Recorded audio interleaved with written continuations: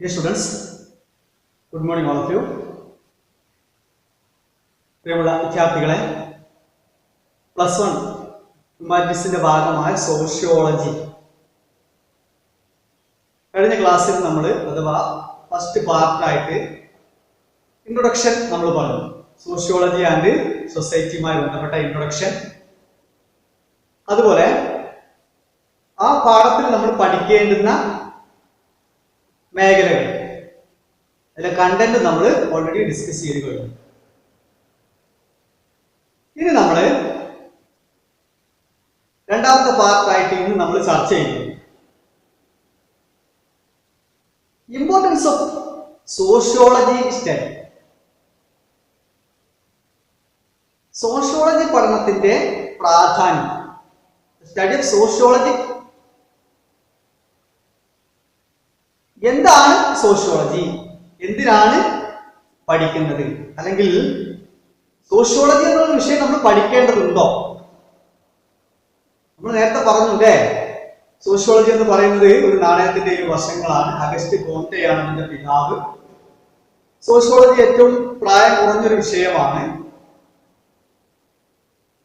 ധാരാളം ആളുകൾ അത് സംഭാവന ചെയ്തിട്ടുണ്ട്. 19ാം നൂറ്റാണ്ടിന്റെ മധ്യഘട്ടത്തോടു കൂടിയിട്ടാണ് സോഷ്യോളജി വികാസം പ്രാപിച്ചത് എന്നൊക്കെ നമ്മൾ പറഞ്ഞു. ഇനി നമ്മൾ എന്തിനാണ് പഠിക്കുന്നത്? Importance of sociology study.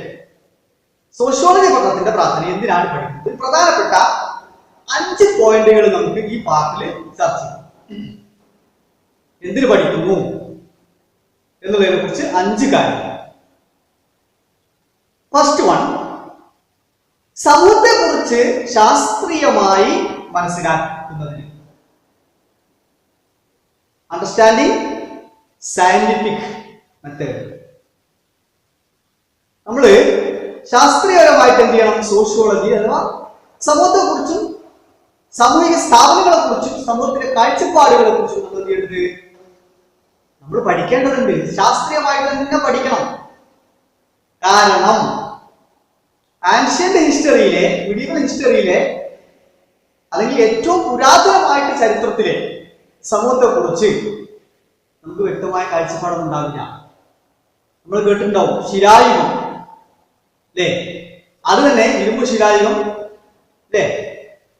പ്രാചീന ശിലായുഗം, മധ്യകാല ശിലായുഗം, നവീന ശിലായുഗം, പിന്നീട് വെങ്കലയുഗം അല്ലേ, ഇരുമ്പ് യുഗം ഒക്കെ നമ്മളിങ്ങനെ പഠിച്ചിട്ടുണ്ടാവും. പക്ഷെ ആ പഴയ കാലത്തെ കുറിച്ച് വ്യക്തമായ ധാരണകളോ വ്യവസ്ഥിതികളോ ഒന്നുമില്ല. എന്നാൽ ആധുനികപരമായിട്ടുള്ള പഠനത്തിലോ ശാസ്ത്രീയപരമായിട്ടുള്ള തെളിവുകൾ വെച്ച് പലരും അങ്ങനെയാണ് പഠനങ്ങൾ നടത്തുന്നത്. ശാസ്ത്രീയമായിട്ടാണല്ലോ. സയൻസ് ആൻഡ് ടെക്നോളജി വർദ്ധിച്ചതോട് കൂടിയിട്ട് ശാസ്ത്രീയ തെളിവുകളുടെ അടിസ്ഥാനത്തിൽ പല കുറ്റാന്വേഷണം നമ്മൾ കേട്ടിട്ടുണ്ടോ? ശാസ്ത്രീയ തെളിവുകളുടെ അടിസ്ഥാനത്തിൽ. അപ്പൊ നമുക്ക് എന്ത് കിട്ടും? ഒരു സ്പഷ്ടത, വ്യക്തത കിട്ടും. ഒരു ക്ലാരിറ്റി, ഒരു ക്ലിയർ ഐഡന്റിറ്റി നമുക്ക് സോഷ്യോളജിയെ കുറിച്ചും സൊസൈറ്റിയെ കുറിച്ചും നമുക്ക് കിട്ടും. ഓക്കെ.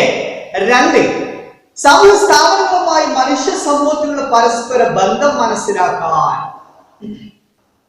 സാമൂഹിക സ്ഥാപനത്തിൽപ്പെട്ട ഫോർ എക്സാമ്പിൾ ഒരു സോഷ്യൽ ഇൻസ്റ്റിറ്റ്യൂഷൻ നമുക്ക് പറയാം. ഫാമിലി അല്ലേ? ഫാമിലിയുമായിട്ട്, ദാറ്റ് മീൻസ് കുടുംബവുമായിട്ട് മനുഷ്യനുള്ള ബന്ധം പറയാം. പ്രഥമ വിദ്യാലയം നമ്മൾ പഠിച്ചിട്ടുണ്ട് അല്ലെ? അമ്മതൻ വിദ്യാലയം, അതാണ് നമ്മൾ ആദ്യത്തെ പഠന മേഖല, അല്ലെങ്കിൽ പഠന സ്കൂൾ എന്ന് പറയുന്നത് അതാണ്.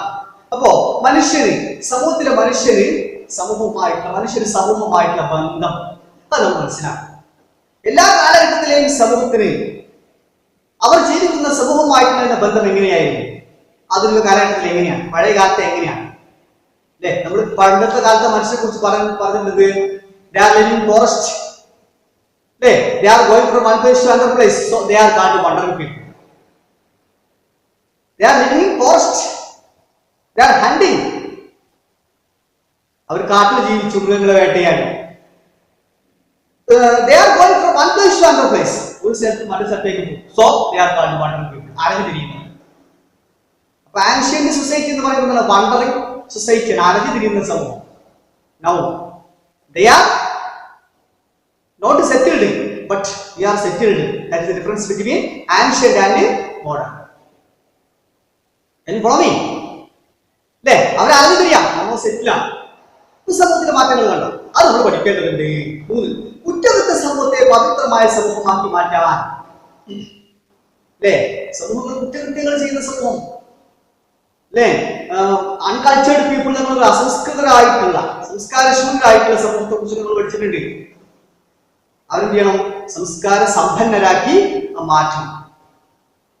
അല്ലേ, ചീത്തയിൽ നിന്നും നല്ലതിലേക്ക്, ഇരുട്ടിൽ നിന്നും വെളിച്ചത്തിലേക്ക്. അല്ലേ, ആ ഒരു മാറ്റത്തെ കുറിച്ച് അല്ലെങ്കിൽ അതിനെ മാറ്റിയെടുക്കേണ്ടതുണ്ട്. സമൂഹങ്ങൾക്ക് എന്ത് ചെയ്യണം? ബോധവാന്മാരാക്കേണ്ടതുണ്ട്. അല്ല, ശുദ്ധമായ ഭാഷയും ശുദ്ധമായ സാമൂഹിക കാഴ്ചപ്പാടുകൾ ചുറ്റുകൊള്ളാൻ പഠിപ്പിക്കേണ്ടതുണ്ട്. പിന്നെയോ, സംസ്കാരം, വിശ്വാസങ്ങൾ, സാമൂഹിക ഘടന തുടങ്ങിയവയുടെ വൈവിധ്യങ്ങളെ കുറിച്ചും മാറ്റങ്ങളെ കുറിച്ചും മനസ്സിലാക്കാൻ ഓരോ കാലഘട്ടത്തിലെയും ജനങ്ങൾ എന്താണ് സാംസ്കാരികപരമായിട്ട്, വിശ്വാസപരമായിട്ട്, സാമൂഹികപരമായിട്ടൊക്കെ വ്യത്യസ്ത കാഴ്ചപ്പാടുള്ള ആളുകളാണ്. എല്ലാ സമൂഹങ്ങളും ഒരുപോലെയല്ല. നമ്മൾ നേരത്തെ പറഞ്ഞു, കാട്ടിൽ വസിക്കുന്നവർ, നാട്ടിൽ വസിക്കുന്നവർ, മൃഗങ്ങളെ വേട്ടയാടി പിടിച്ചവർ, കൃഷി ചെയ്ത് ജീവിക്കുന്നവർ, അല്ലേ, വ്യവസ്ഥരായിട്ടുള്ള ആളുകൾ, വസ്ത്രം ധരിക്കുന്ന ആളുകൾ, ആചാരങ്ങളും അനുഷ്ഠാനങ്ങളും ഇല്ലാത്ത ആളുകൾ, അതെല്ലാം ഉള്ള ആളുകൾ കേട്ടോ. സമൂഹത്തിൽ മാറ്റങ്ങൾ വന്നു. എന്നാൽ പഴയ കാലത്ത് ചേർത്ത് അങ്ങനെ ജീവിച്ചിരുന്നു എന്നുള്ളതാണ്. നമ്മളത് മനസ്സിലാക്കേണ്ടതുണ്ട്. ആ മാറ്റങ്ങളെ, ആ ചേഞ്ചിനെ നമ്മൾ ഉൾക്കൊള്ളേണ്ടതുണ്ട്. അത് അടുത്തൊരു പോയിന്റായിട്ട് പറയാം. ലാസ്റ്റ് വൺ, ദാറ്റ് ഈസ് സാമൂഹ്യ പ്രശ്നങ്ങളെ ശാസ്ത്രീയമായി പഠിക്കുന്നതിന് പരിഹാര നിർദ്ദേശങ്ങൾ നൽകുന്നുണ്ട്. ശാസ്ത്രീയപരമായിട്ട് തന്നെ പഠിക്കണം. നമ്മൾ എന്തെങ്കിലും കേട്ടുകളുടെ അടിസ്ഥാനത്തിൽ മാത്രമല്ല. ഒരു പക്ഷേ ഒരു കാലഘട്ടത്തെ കുറിച്ച് നമുക്ക് അങ്ങനെ പഠിക്കേണ്ടതും, പക്ഷെ അത് മാത്രം പോരാ. ശാസ്ത്രീയപരമായി വ്യക്തമായ കൃത്യമായ തെളിവുകളുടെ അടിസ്ഥാനത്തിൽ നമ്മൾ പഠിക്കണം. എന്നിട്ട് മാറ്റങ്ങളെ നമ്മൾ എന്ത് ചെയ്യണം? Compare and contrast between ancient and modern. കേട്ടോ, കമ്പയർ ചെയ്യണം, കോൺട്രാസ്റ്റ് ചെയ്യണം, താരതമ്യം ചെയ്യണം, തരംതിരിക്കണം നമ്മൾ. എന്നിട്ട് വേണം പഠിക്കാൻ. അപ്പോഴാണ് സമൂഹശാസ്ത്ര പഠനം കൂടുതൽ ലളിതവും വ്യക്തവുമാവുകയുള്ളൂ എന്നുള്ളതാണ്. അപ്പൊ അതാണ് നമ്മൾ ഏറ്റവും കൂടുതൽ ശ്രദ്ധിക്കേണ്ട കാര്യം. അപ്പൊ ഇത് നമ്മൾ ശ്രദ്ധിക്കേണ്ട കാര്യം, സോഷ്യോളജി പഠനത്തിന്റെ പ്രാധാന്യം എന്തിനാണ് പഠിക്കുന്നത്? For what? Sociology study for what? എന്തിനാണ് സോഷ്യോളജി പഠനം? 1, ശാസ്ത്രീയമായി മനസ്സിലാക്കാൻ. 2, പരസ്പര ബന്ധം അറിയാൻ. 3, കുറ്റകൃത്യ സമൂഹത്തെ നന്നാക്കിയെടുക്കാൻ. 4, അവരുടെ സംസ്കാരം, ആചാരം, അനുഷ്ഠാനം, വൈവിധ്യങ്ങളൊക്കെ തിരിച്ചറിയാൻ അല്ലെങ്കിൽ അത് മനസ്സിലാക്കാൻ. 5, സാമൂഹിക പ്രശ്നങ്ങളെ ശാസ്ത്രപരമായി പഠിച്ച് പരിഹാരം കാണാൻ. പഠിക്കുന്നതിലൂടെ ഇത് സമൂഹശാസ്ത്രത്തിന് മാത്രമേ സാധിക്കുള്ളൂ. ഈ ശാഖയുടെ പ്രത്യേകത എന്ന് പറയുന്നത് അത് തന്നെയാണ്. കാരണം നമ്മൾ നേരത്തെ പറഞ്ഞു, സമൂഹമില്ലെങ്കിൽ സമൂഹശാസ്ത്രമില്ല, സമൂഹശാസ്ത്രമില്ലെങ്കിൽ സമൂഹമില്ല. അതുകൊണ്ട് അതിനെ വ്യക്തവും കൃത്യവും സ്പഷ്ടവും ആധികാരികവുമായിട്ട് പഠിക്കേണ്ടത് ആവശ്യകതയുണ്ട്. അതിലൂടെ മാത്രമേ മാറ്റങ്ങൾക്ക് വിധേയമാക്കാൻ ഈ ശാസ്ത്രശാഖയെ പറ്റുകയുള്ളൂ. ഇത്രയും നമ്മൾ മനസ്സിലാക്കുക. അപ്പൊ ഇത് പ്രധാനപ്പെട്ട ഭാഗം, 2 മാർക്കൊക്കെ ചോദിക്കാവുന്ന ഒരു ഭാഗമാണ്. നെക്സ്റ്റ് ഇഷ്യൂ ആയിട്ട് നമുക്ക് ചർച്ച ചെയ്യാനുള്ളത് സോഷ്യോളജിക്കൽ ഇമാജിനേഷൻ, സമൂഹശാസ്ത്ര ഭാവന. അത് നമുക്ക് കുറച്ചുകൂടി വ്യക്തമായിട്ട് പറയേണ്ടതുണ്ട്. അത് അടുത്ത പാർട്ടായിട്ട് ഡിസ്കസ് ചെയ്യാം. ഈ ഭാഗം പഠിച്ച് നന്നായിട്ട് മനസ്സിലാക്കുക. ഡൗട്ട്സുകൾ വാട്സപ്പ് വഴിയോ ഗ്രൂപ്പ് വഴിയോ നിങ്ങൾ ചോദിക്കും.